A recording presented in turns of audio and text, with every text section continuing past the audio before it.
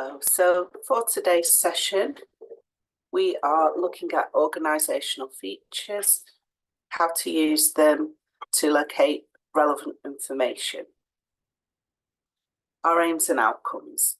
By the end of this session, you must understand what the purpose of a text means, provide a clear explanation of the purpose of a text, use a range of language features and devices, and you should identify a range of presentation features, explain why presentation features are used in a text, and you could identify the use of pronouns, positive, negative language, and comparisons, and identify alliteration, similes, and metaphors. So what is a text? So I'm sure we're all aware that when we are talking in our English lessons about a text, we're not talking about a text message, and we're talking about any printed or written document. So it could be a letter, email, book, form, leaflet, article, notice. It could also be a poem, song lyrics, a report, any written or printed document.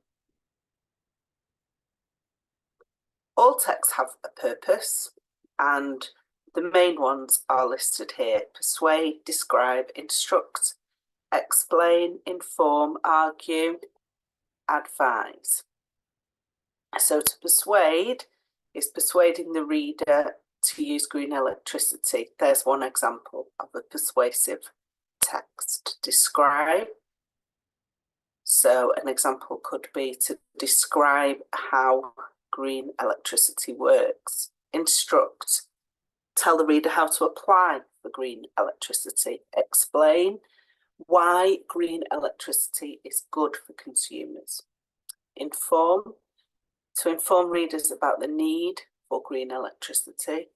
To argue that green electricity is a waste of money. To advise readers of the benefits of green electricity.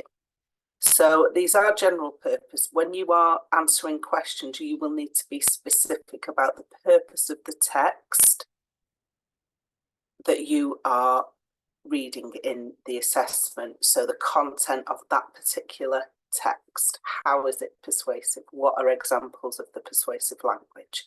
And so on. So in the functional reading exam, you'll be asked to identify the main purpose of a text. And a text, of course, might have more than one purpose, so you'll need to focus on the main one. So it may be, for example, that the text is about improving road safety outside a school. And the writer might mention that as a consequence of that, children will become healthier because more of them will walk to school. But the main purpose is improving road safety. So you need to make sure that you focus on the main purpose, not secondary ones, and give a full explanation. And don't just write the purpose is to persuade, the purpose is to advise, because that won't get you any marks. You need to explain how you know that. What is the purpose of the text? What is it trying to persuade the reader? What is it advising the reader? So you need to talk about the content. However, don't just write about the content. For example, there it says information about traffic regulations, or the example I gave about road safety. What you need to be doing is writing about how that content persuades. So the text or the writer persuades us about the importance of road safety by telling us, and then you are going to use the content of the text to explain that, rather than just writing it is about road safety. It is a persuasive text. You need to give more information from the content. So to do this, you'll need to work out the purpose of the text you are given. And to do that, you'll need to look at the type of text it is. Is it an article, a letter, a report? Its content, What's the sentence structure, the style, the vocabulary? How is it presented? What's the format? How is it structured? And who is the intended audience? So all of those, you need to be able to use them to work out what the purpose of the text is. So we have a video to watch. Just hold on.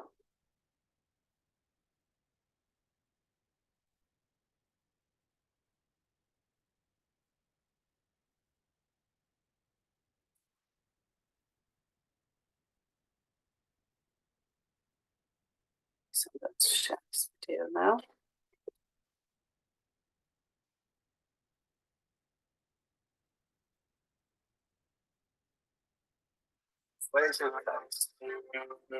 Recognizing different types of texts by the language and structure they use is useful not only to recognize what kind of text you're reading, it's also helpful to have this knowledge when writing a specific type of text.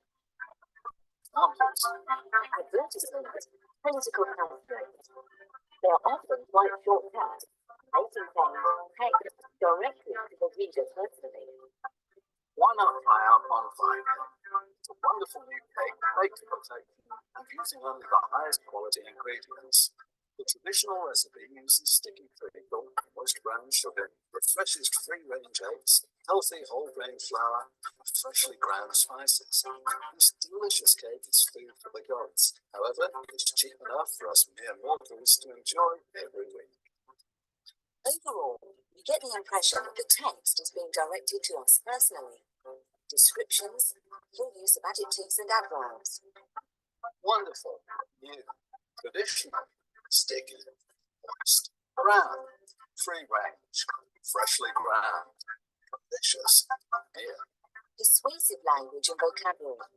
For example, superlative adjectives, overemphasis and exaggeration. Baked to perfection, highest quality, freshest, healthy, food for the gods. The reasoning connectives, for example, Therefore, however. Rhetorical question. Why not try our bonfire cake? Images or pictures.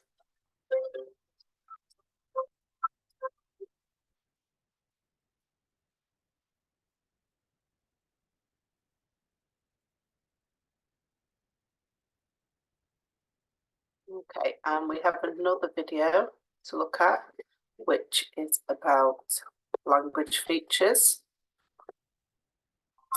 So I will share that with you.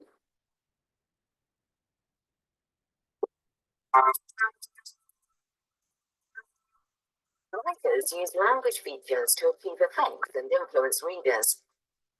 The text from a charity trying to persuade the reader to make a donation would use persuasive language. The use of rhetorical questions to make the reader stop and think. You wouldn't walk past an animal in pain and do nothing, would you? The use of the personal pronoun you to address the reader individually. And the use of emotional language to make the reader sympathetic or guilty. Writers also use creative language to make the texts they write more engaging to the reader. Creative language can create images in the reader's head, and therefore they become more involved in the story. Examples. The creative use of verbs. Consider the following sentence. The team of climbers walked down the mountain. Walked isn't a particularly interesting verb, but if you substitute it for snaked, you get a far more evocative sentence. The team of climbers snaked down the mountain. As a reader, you now get an image of the climbers weaving their way down the hill. Similes compare something with something else using the words like or as. He was as tall as a tree.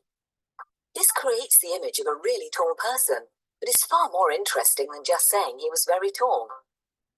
Metaphor makes a comparison between two seemingly different or unlikely words or phrases. I'm in a sea of trouble. This metaphor creates an image of someone stranded at sea. We know seas are vast, so this means a lot of trouble. But it's a much more interesting way of saying it. Hyperbole is exaggeration. Persuasive texts, such as adverts, use it a lot to get you to buy their products. Our drink will give you wings.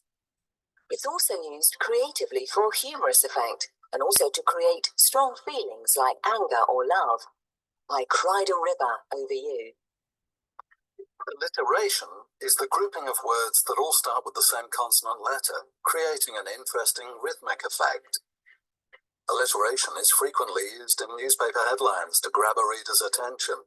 Jolly japes in June. An oxymoron is when two contrasting words or ideas appear next to each other. They have the effect of making the reader stop and think, and they're often used in attention-grabbing film or book titles. An onomatopoeia is a word that sounds like its meaning, and is a good way of bringing life to a creative text. Martin splashed in the puddles.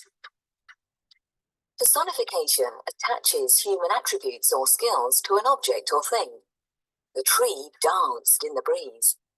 This is another example of using a verb creatively. You could write, the tree swayed in the breeze. But danced is a more interesting image. Next time you read a persuasive or creative text, be aware of the language features that the writer uses. Words can be powerful. They can influence opinions, and they can also create vibrant and engaging images.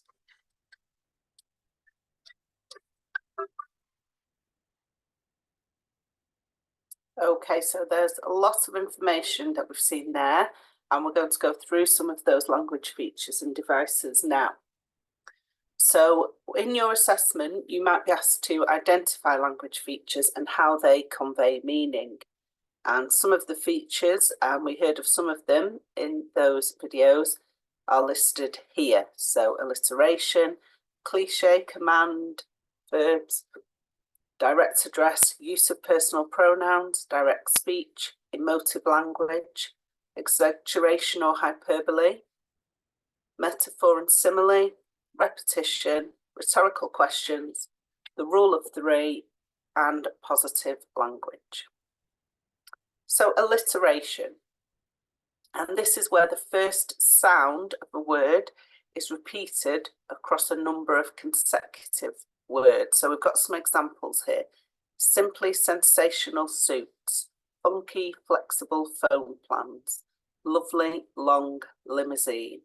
And we can see it's the repetition of the sound rather than the letter. If we have a look at the middle example, funky flexible phones, obviously the F for funky and flexible, but the PH making that F sound for phone. So another example, the top example, simply sensational suits, could be simply sensational cinema. Again, it's the sound, it's repeated. So the sound creates the effect. So other examples, we could have delightful, delicious dining, a super soft sweater. Okay, so I'm sure that you can think of your own examples for that. Cliches, and these are overused sayings or words. They give familiarity to the reader. The fact that they're overused, they're familiar to people, and it gives that connection between the reader and what they are reading, the text. So examples there: over the moon, frightened to death, every cloud has a silver lining. I'm sure there's lots of others that you've heard. Plenty more fish in the sea. Better safe than sorry. Commands. So commands are sentences that use the imperative or the command verb to give a direction. So most command sentences begin with a verb and the you is understood but not written. So if we look at the first example, get out, rather than saying you get out, we've just got get out. Okay. They are sometimes followed by an exclamation mark. So that first example shows us that. And most sentences that begin with a verb will be a command. So give me your phone number. So it could be said quite aggressively.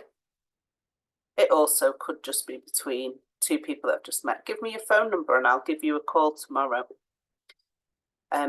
Buy today, pay tomorrow. So that is an example that is seen in advertising.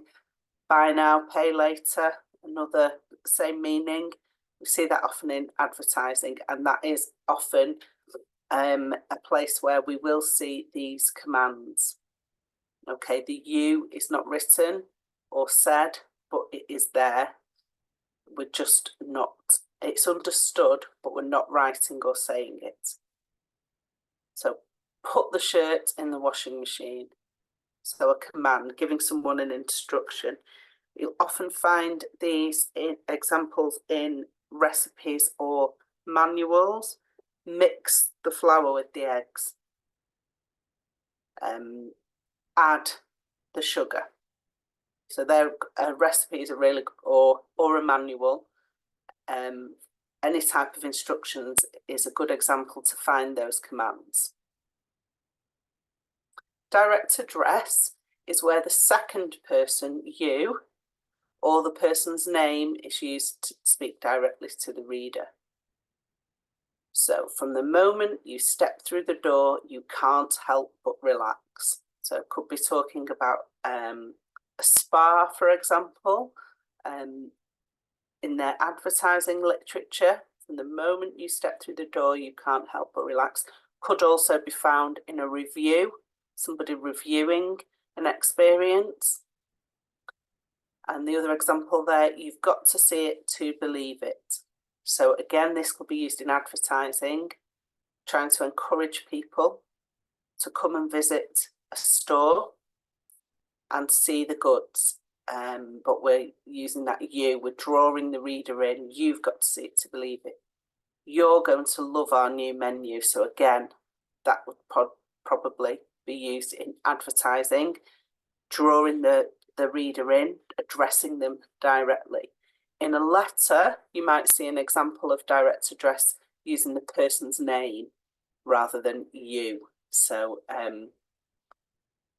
Catherine, you must come and see us soon. Okay, so using the person's name has more effect. So the use of personal pronouns to create a sense of connection or disconnection, and they can be used positively as well as negatively and sometimes convey bias. So we've got some examples. This is my chance to shine. So talking about possibly having achieving something. So it could be that they are going to perform in a play and it's their chance, it's my chance to shine, not anybody else's. So it's positive, okay, for this person.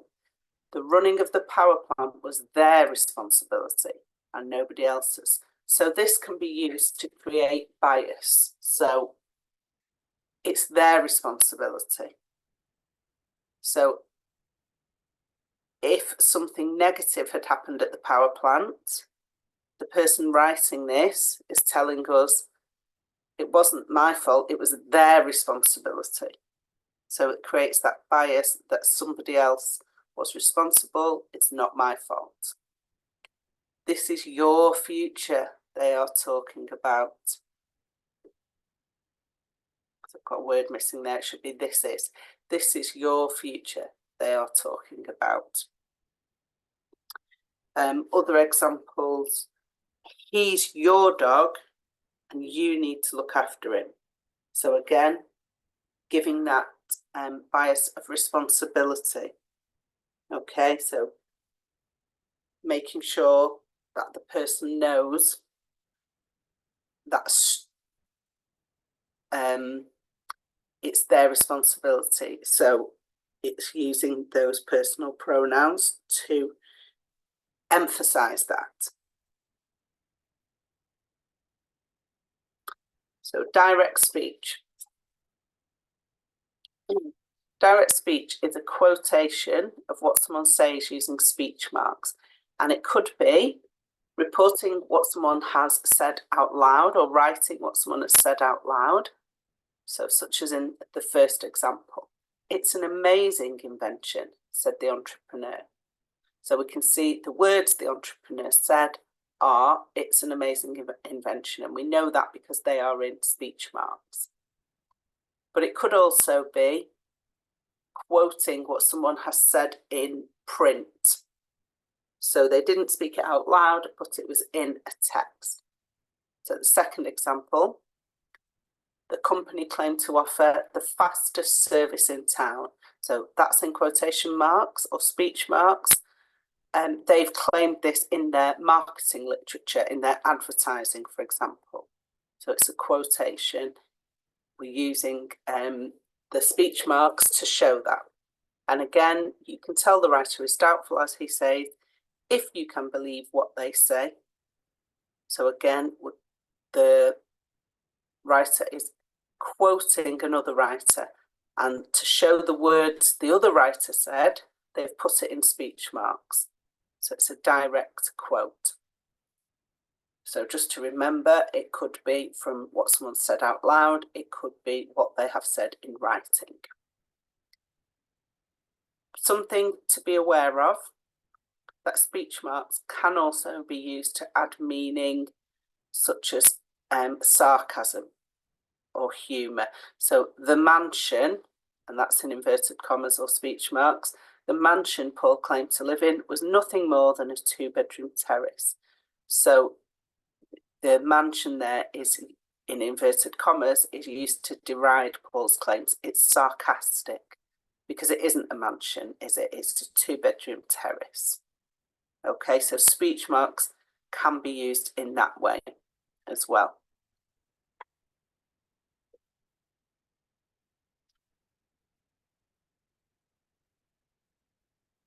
Emotive language. So you might remember when we watched the video, there was an example of emotive language used in an animal charity's advertising. So the writer is using language to try and get an emotional reaction from the reader.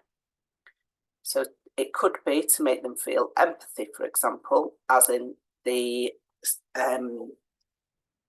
charity advert with the kitten on the picture.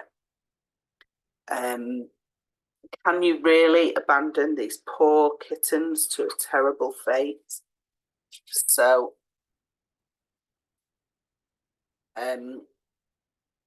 abandon, poor kittens, terrible.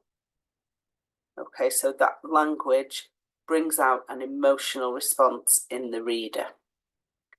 We can also use emotive language to make a reader feel angry. We've got another example here. The monstrous action devastated the life of an innocent woman. So thinking about which of those words are causing that emotion, that emotional response in the reader. Monstrous, devastated, innocent woman.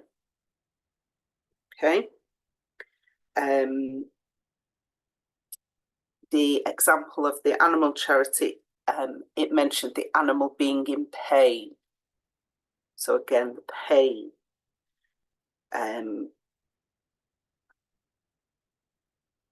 Another example could be the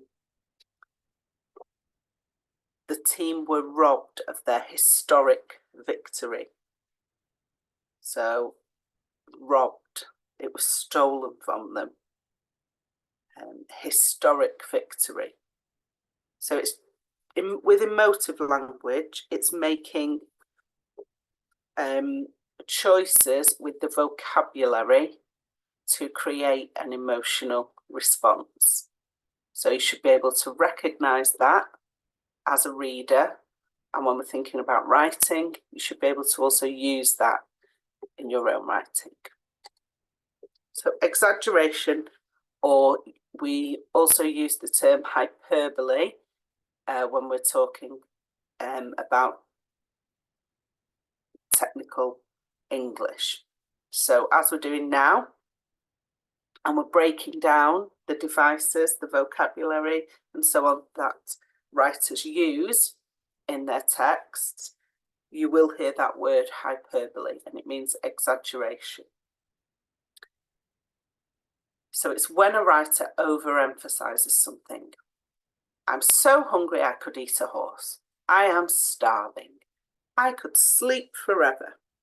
So we don't take those things literally, because nobody really wants to eat a horse, do they? But it tells us that they're really, really hungry. Again, with I am starving, the person saying that is unlikely to actually be starving, but they're really, really hungry.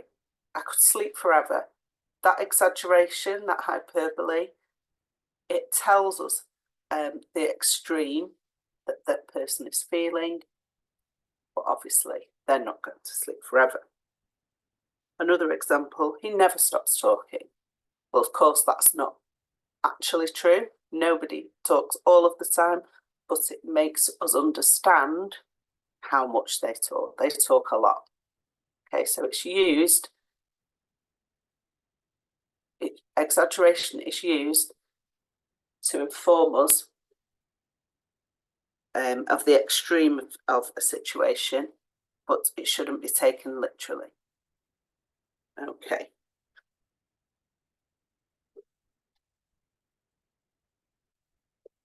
So metaphor and simile are similar, but they aren't exactly the same. There's a slight difference. So let's start with metaphor, which is when one thing is compared to another by saying it is something else.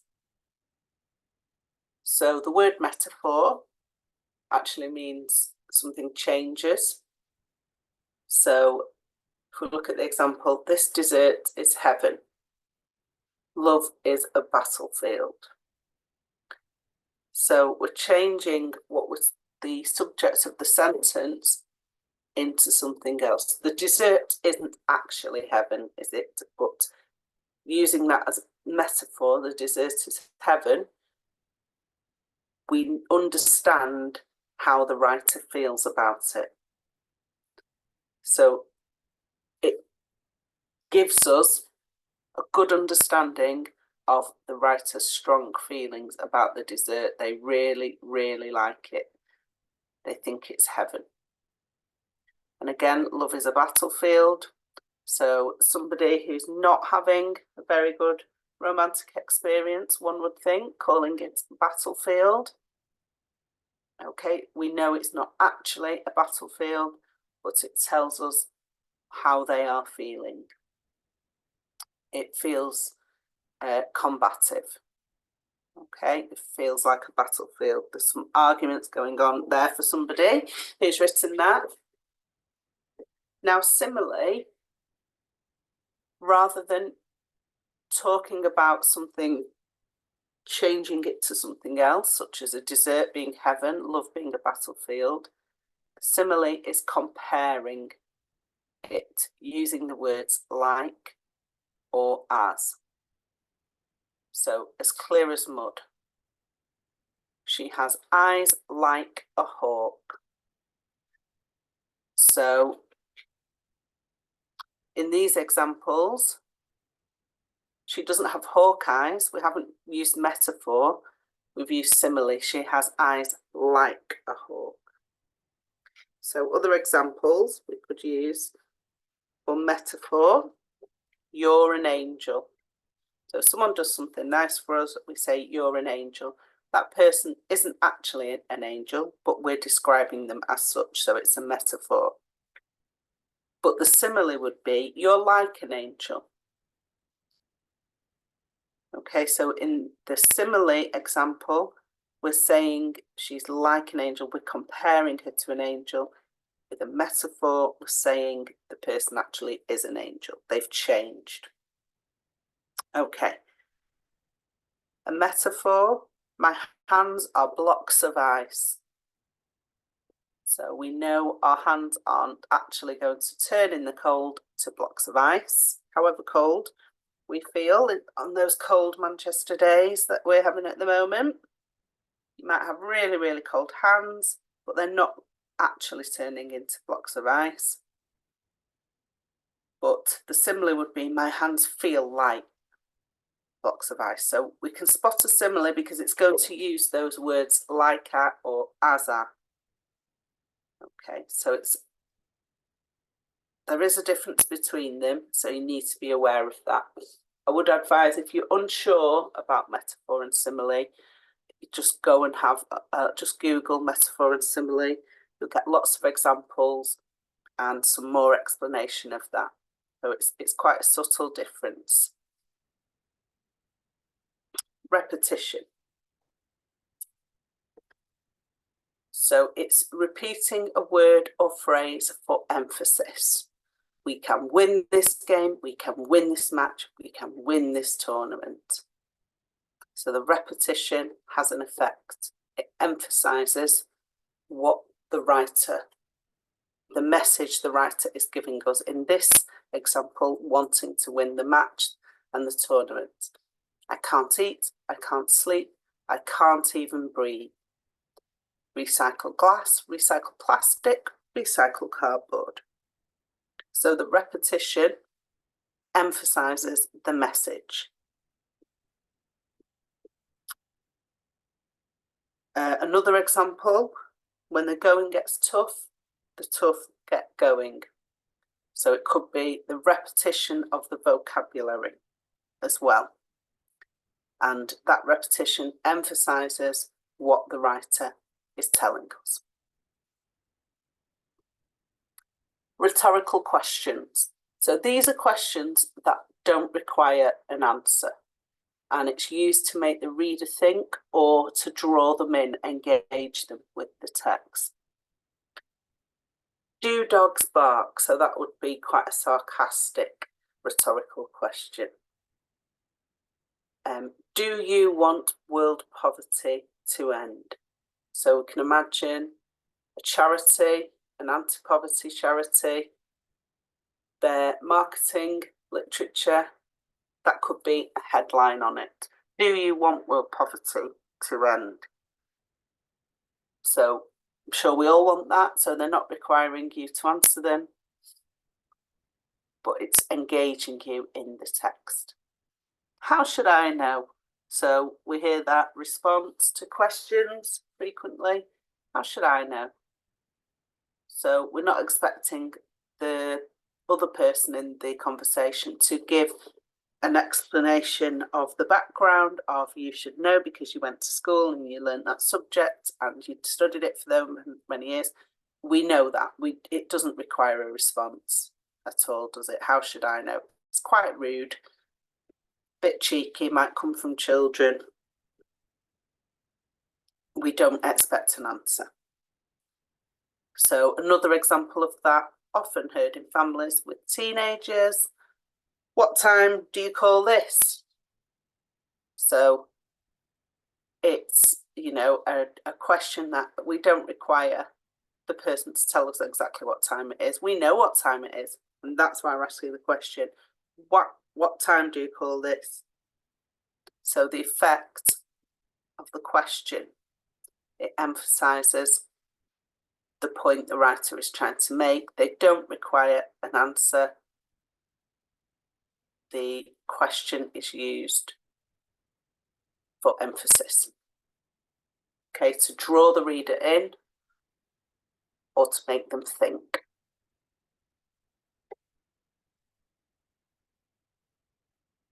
The rule of three. So this is when three consecutive words or phrases are used for effect. So similar to repetition. I came, I saw, I conquered. So the sound of the rule of three, similar with the repetition, is the effect. Stop, look, and listen. That's the truth, the whole truth, and nothing but the truth. Other examples, you might be able to come up with your own that you've seen or heard. in things you have read or advertising that you've seen. Reuse, reuse, recycle. See it, say it, sort it.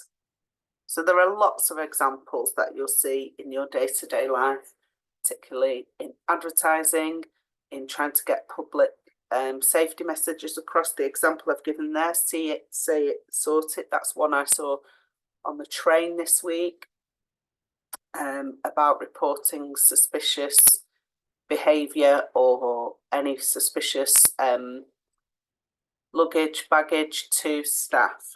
Say it, see it, sort it. So it's easy to remember, which is important in a public health or public service message.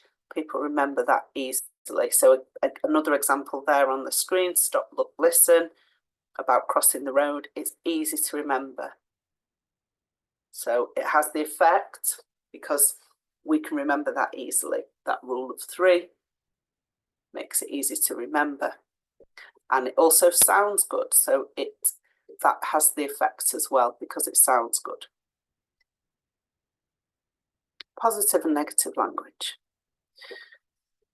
So writers use this to lead the reader in the direction they wish by using strong adjectives or by making comparisons.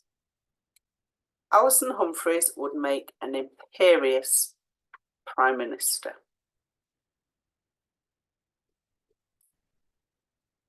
Exfal Industries had made an egregious error. Look at the standard of living now, in contrast to that of the 1970s, and the average customer is quids in.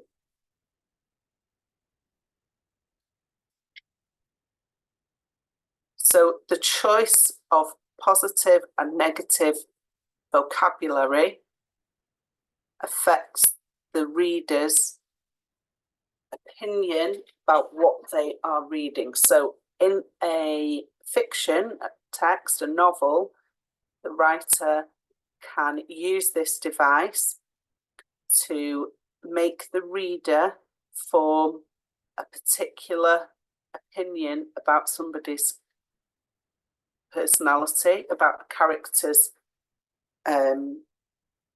personality, about their intentions. Okay, so it's really important. It's a really important device for the writer to use. So particularly in persuasive writing as well. You're trying to encourage the reader to persuade them to think a certain way. So your choice of vocabulary, positive or negative, is a really important device in doing that. So another example, he was a tireless campaigner. She was stronger than them all. Okay, so just ensuring that you can spot that positive and negative language. The use of strong adjectives.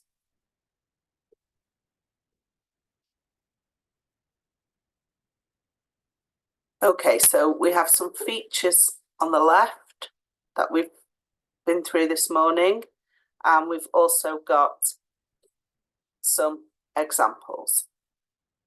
So we need to match them. So I'll give you a chance to read both of these, and then we'll look at which matches with which.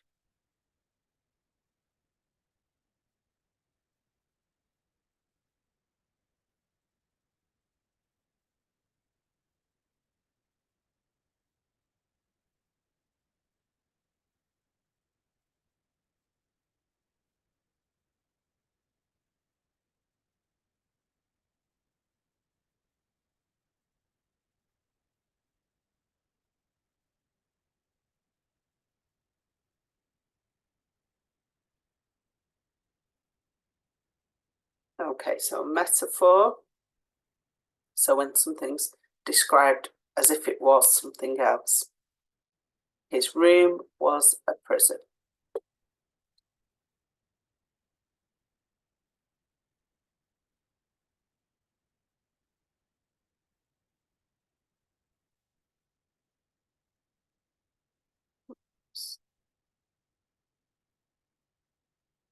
So let's see there. That's the metaphor. Alliteration. Sinister smile spread across his face. So that repeated S sound. Command. Come here now. Simile. As light as a feather. So that word as shows us it's a simile. It's comparing it to something else. Rhetorical question. So we can spot that. It's got a question mark at the end. Can't you do anything right? So it's not requiring an answer. It's used for emphasis.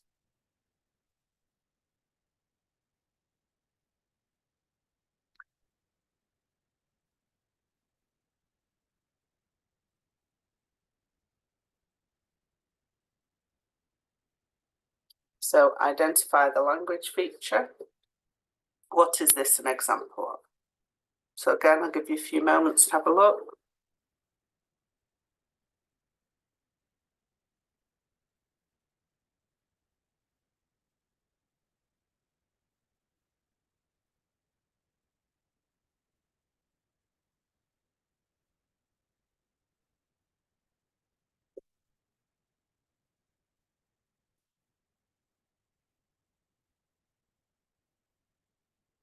Okay, so it's going to be fun, fun, fun.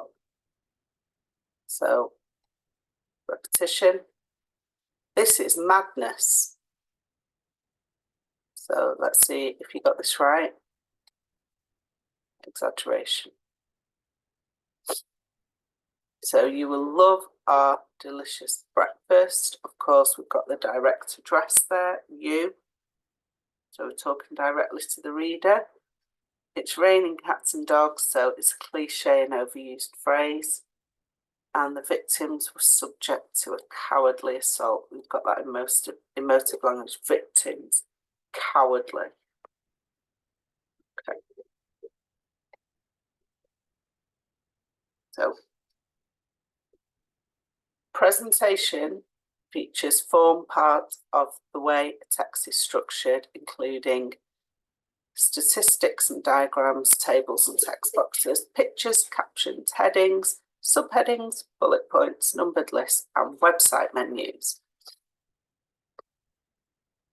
So we've got some examples of statistics, diagrams, tables, and charts there. So this is a way of displaying numerical information in a small space. It can be very difficult to understand a lot of text about statistics or numerical information, but putting that in a graph, a visual, in the text helps the reader to visualize that, to understand.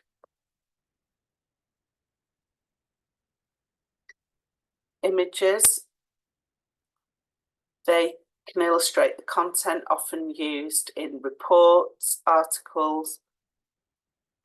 Also, we see them in advertising, and it could be drawing or it could be a photograph that illustrates the content of the text. So here we've got an example using a photograph, and then the short explanation, usually only one sentence underneath, is called a caption. Headings can also be called titles, and they are at the start to tell the reader what it's about. So whether it's an article, whether it's a review, a report, so on, the heading is at the top and it gives us some explanation of what we're about to read. A subheading is a smaller title that is used throughout the text to introduce a section of the text, which may be a paragraph or a number of paragraphs. And lists, we most often find those in manuals or instructions. The example here, we've got a recipe, and the bullet points draw our attention to the ingredients there. It can also be used, bullet points, to identify key issues and facts quickly. Numbered lists are usually used to show the importance of doing things or to be understood in the order of importance. So we can see in a recipe, this example, obviously it's really important to do the steps as they appear in the numbered list. Website menus are used to find your way around a website. They tell you what section or page to click to find details. So there'll be section titles, which are like the menu at the top, which you can click on to find out different information. And sometimes you might see a search function and quick links as well.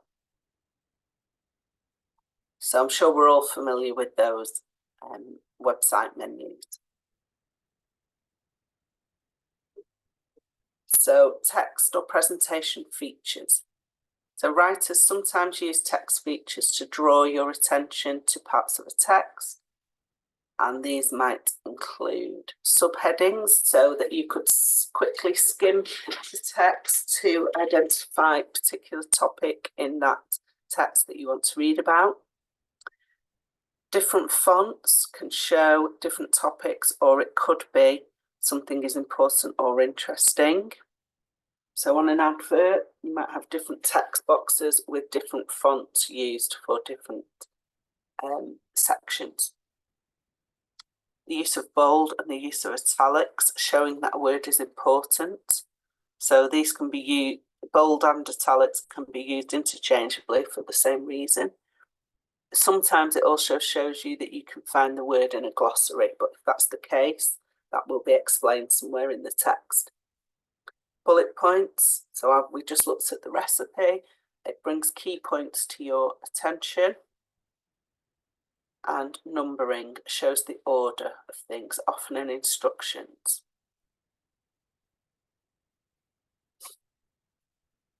So we've got a list of features there and how they help the reader. So diagrams give us a better understanding because they show or explain something. So as I mentioned, it can be difficult to understand numerical data by someone explaining it within the text. Showing that numerical information in a graph or a visual is much easier to understand. So that's why they may be used.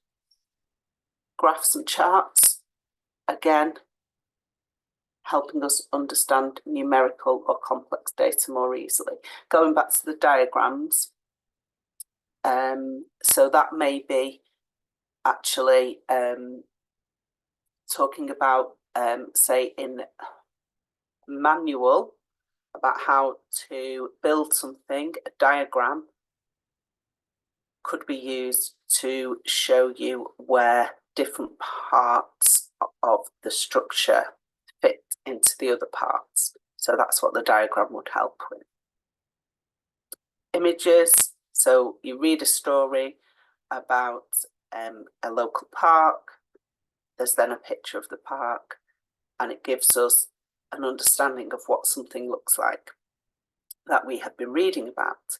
Captions, so underneath an image, there'll often be a caption, which is usually only one sentence, just giving us an explanation of what's shown in the picture. And labels, so identifying an image, map, graph, or their parts. Okay. So you should now understand what the purpose of the text means, provide a clear explanation, and use a range of language features and devices. You should identify a range of presentation features and explain why they're used in a text. And you could be able to identify the use of pronouns, positive and negative language, and comparisons to underline meaning. Identify alliterations, similes, and metaphors. So remember to go online on Moodle and do the tasks there. So that will give you the opportunity to practice what we've looked at in the session today, which is really important. Practicing, you're going to consolidate what you have learned. So you must practice. Look at these features in the text that you read every day. You're on the bus, the tram, the train, there's lots of advertising around. Have a look. What features can you see that you have learnt about? You're reading the local newspaper. Again, I'm just thinking of that time when you're travelling somewhere.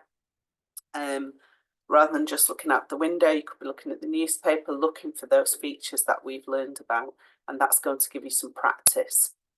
Okay, so just keep practicing is what is the message, really. Okay, thank you very much, and I hopefully will see you tomorrow for our writing session.